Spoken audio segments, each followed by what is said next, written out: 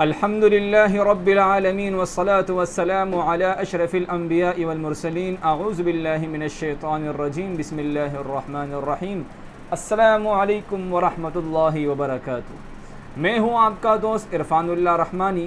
امید کرتے ہیں تمام دوست خیریت سے ہوں گے۔ رحمانی آفیشیل چینل میں ایک مرتبہ پھر آپ حضرات کو خوش آمدید کہتے ہیں۔ آج کا ہمارا ٹاپک سبق نمبر 12 میں قرآن کریم میں کثیر الاستعمال الفاظ اور ان کے معانی کے حوالے سے ہے۔ آپ لوگوں کو معلوم ہے کہ یہ جو ٹاپک ہے یہ کئی اسباق میں ہم نے آپ لوگوں کو اس حوالے سے بحث کی اور آپ لوگوں کو اس سمجھایا، اور یہ اس ٹاپک کا آخری کلاس ہے، لہٰذا ہمارے ساتھ رہی ہیں۔ اور اگر ابھی تک آپ نے ہمارا چینل سبسکرائب نہیں کیا ہے تو پہلے سبسکرائب کریں اور بیل کے بٹن کو بھی دبائیے تاکہ ہمارے نئے آنے والے ویڈیوز کی نوٹیفیکیشن آپ کو مل سکے۔ چلو چلتے ہیں کلاس کی طرف۔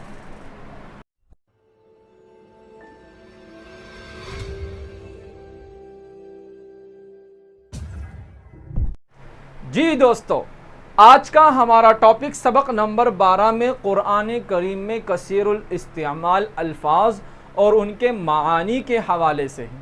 آپ لوگوں کو معلوم ہے کہ آج کا اس ٹاپک کے حوالے سے ہمارا آخری سبق ہے۔ 40 تک ہم یہ الفاظ اس سبق میں پہنچ چکے ہیں، تو آپ ذرا ملاحظہ فرمائیں۔ 36ویں نمبر پر ہمارے پاس ہے لفظ کلن۔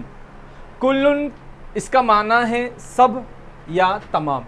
قرآن کریم میں تقریباً 340 مرتبہ یہ لفظ استعمال ہوا ہے۔ کلن جہاں بھی آ جائیں یہ آپ کو معنی دیں گے سب کا یا تمام کا۔ جس طرح قرآن کریم میں اس کی مثال ہے ان کلن الا کذب الرسل فحق عقاب، ٹھیک ہے، تو وہاں پر کلن کا معنی ہے سب یعنی تمام۔ اسی طرح 37ویں نمبر پر ہمارے پاس ہے لفظ بلا۔ یہ لفظ بلا قرآن کریم میں 22 مرتبہ استعمال ہوا ہے۔ یہ اس کا معنی ہے کیوں نہیں یا ہاں۔ اگر کوئی شخص کسی کو کہتے اس نے یہ کام کیا ہے تو آپ نے جواب میں کہنا ہے کہ کیوں نہیں، مطلب اس کا مطلب ہے کہ کیا ہے۔ ہاں میں اس کا معنی نکلتا ہے بلا کا، تو عربی میں بولتے ہیں بلا یعنی کیوں نہیں، یعنی مطلب یہ ہے کہ ہاں اس نے یہ کام کیا ہے، ہاں یہ شخص فلاں جگہ پہنچ چکا ہے، یا ہاں یہ شخص اس چیز کا مستحق ہے۔ تو لفظ بلا قرآن کریم میں تقریباً 22 مرتبہ استعمال ہوا ہے، اور قرآن کریم میں اس کی مثال ہے اولیس الذی خلق السماوات والارض بقادر علی ان یخلق مثلہم بلا وہو الخلاق العلیم۔ بلا وہو الخلاق العلیم، کیوں نہیں، ٹھیک ہے۔ اسی طرح 38ویں نمبر پر ہمارے پاس لفظ ہے اصحاب۔ یہ 3 الفاظ ہیں، اصحاب، ذو، اولو۔ یہ 3 الفاظ ایک ہی معنی میں استعمال ہوتے ہیں، والے، اصحاب، ذو والا یا صاحب، یہ اور اولو والے، ٹھیک ہے۔ یہ جمع ہے، یہ بھی جمع کے لیے استعمال ہو رہا ہے۔ تو یہ اصحاب لفظ جو ہے 76 مرتبہ استعمال ہوا قرآن کریم میں۔ اس کی ایک مثال ہے اصحاب الجنت هم الفائزون، ٹھیک ہے۔ اسی طرح لفظ ذو ہے، قرآن کریم میں تقریباً یہ 35 مرتبہ استعمال ہوا ہے۔ قرآن کریم میں اس کی مثال ہے ذو العرش المجید، عرش والے، ذو العرش المجید، فعال لما یرید، تو ذو العرش المجید عرش والے وہاں معنی مراد ہیں۔ تو یہ 35 مرتبہ قرآن کریم میں استعمال ہوا ہے۔ اسی طرح لفظ اولو ہے، قرآن کریم میں 17 بار استعمال ہوا ہے، اس طرح اولو الارحام وغیرہ وغیرہ۔ 39ویں نمبر پر ہمارے پاس لفظ ہے شیء۔ لفظ شیء کا معنی ہے چیز، یعنی چیز۔ تو یہ قرآن کریم میں تقریباً 116 مرتبہ استعمال ہوا ہے۔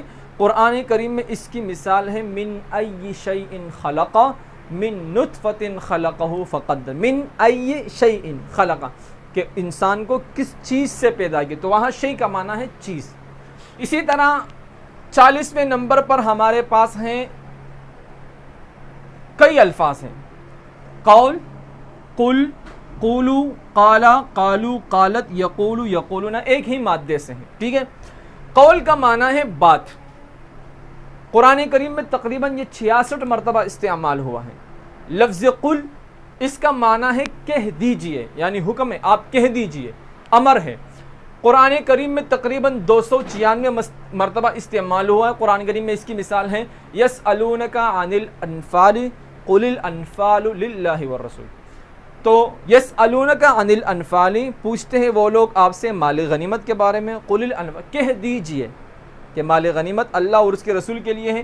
تو قل کا معنی ہے کہہ دیجئے۔ قولو، قولو اس کا معنی ہے کہو۔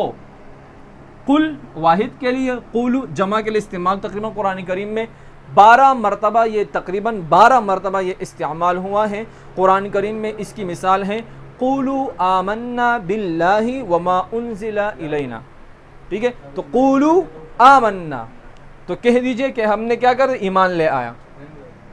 اسی طرح لفظ قالا ہے، قالا اور قالو، اس میں فرق کیا ہے؟ لفظ قالا کا معنی ہے کہا، یہ واحد مذکر کے لیے استعمال ہو رہا ہے، اور قالو یہ بھی واحد مذکر کے لیے استعمال ہو لیکن جمع کے لیے۔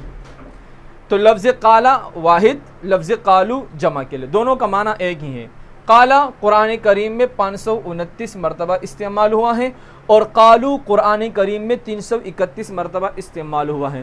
قالا کا معنی ہے قرآن کریم میں اس کی مثال ہے وَإِذْ قَالَ مُوسَى لِقَوْمِهِ يَا قَوْمِ إِنَّكُمْ ظَلَمْتُمْ، وَإِذْ قَالَ مُوسَى، تو قالا کا معنی ہے فرمانا، کہنا۔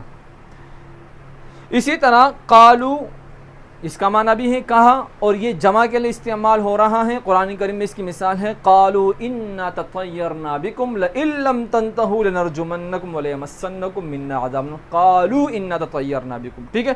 تو وہاں پر بھی اس کا معنی کہا لیکن جمع کے لیے استعمال ہوا ہے۔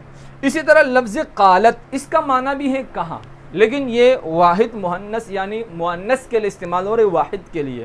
تو قالا، قالو، قالت تینوں کا معنی ہے کہا، لیکن قالا اور قالو، قالا واحد مذکر کے لیے اور قالت واحد مؤنث کے لیے۔ قرآن کریم میں یہ 32 مرتبہ استعمال ہوا ہے۔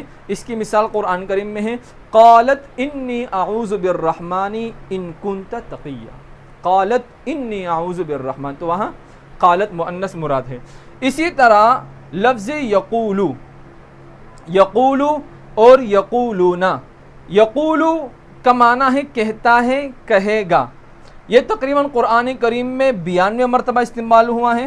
یقولو اور یقولون ایک ہی معنی میں ہے، لیکن یقولو جو ہے یہ واحد کے لیے استعمال ہوا ہے، اور یقولون یہ جمع کے لیے استعمال ہوا۔ یقولو کہتا ہے، کہے گا، یقولون کہتے ہیں، کہیں گے۔ قرآن کریم میں یقولو 92 مرتبہ استعمال ہوا ہے۔ اسی طرح یقولون یہ تقریباً قرآن کریم میں 116 مرتبہ استعمال ہوا ہے۔ قرآن کریم میں اس کی مثال ہے وَاصْبِرْ عَلَى مَا يَقُولُونَ وَاهْجُرْهُمْ هَجْرًا جَمِيلًا، وَاصْبِرْ عَلَى مَا يَقُولُونَ، ٹھیک ہے؟ تو وہاں پر یقولون کا معنی کہتے ہیں، ٹھیک ہے؟ آج کا یہ سبق اتنا ہی کافی ہے، انشاءاللہ اگلے سبق میں ملتے ہیں۔ اپنے آس پاس کے ماحول کو صاف ستھرا رکھیں، خوش رہیں، آباد رہیں۔ السلام علیکم ورحمۃ اللہ۔